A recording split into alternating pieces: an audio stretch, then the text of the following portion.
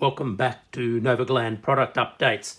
Today I'm going to show you how to use the Novoglan squeeze bulb to inflate the Novoglan balloon.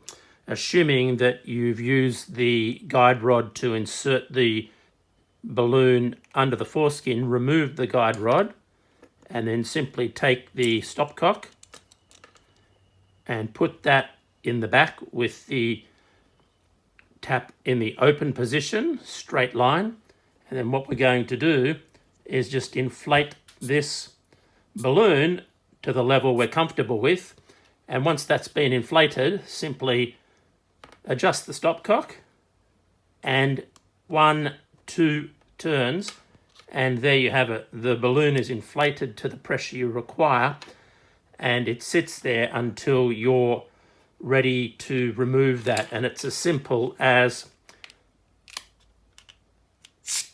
just releasing the pressure by turning the stopcock back onto open.